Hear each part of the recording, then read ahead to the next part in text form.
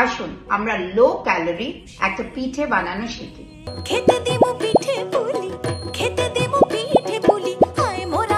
সুজিকে শুকনো খোলায় হালকা করে ভেজে নিন যাতে এর কালার কোনো চেঞ্জ না হয়। এরপর তুলে নিয়ে সল্ট এবং চিনির বদলে সুগার ফ্রি দিন। যতটা সুজি ঠিক ততটাই জল দিন অল্প অল্প করে এবং এই মিশ্রণকে ভালো করে মেশান। এবার ঢাকা দিয়ে 10 মিনিট রেখে দিন। ঢাকা খুলে বেকিং পাউডার মিশিয়ে ফেটিয়ে নিন। এবার একটা কাঁচের পাত্রে 1 টেবিল স্পুন ব্যাটারটা দিন, তার উপরে নারকেল এবং অল্প গুড়ের লেয়ার ছড়িয়ে দিন, আবার তার উপর 2 টেবিল স্পুন ব্যাটারের লেয়ার দিন, উপরে কিশমিশ একটা দিয়ে 7 মিনিটের মতো স্টিম করতে দিন। আপনার ভাপা পিঠে তৈরি। এটা যেমনি লো ক্যালোরি, দেখতে সুন্দর, নরম কেকের মতো। Consult with Reshmi Roy Chaudhary, the Bengali dietitian from Chicago, USA.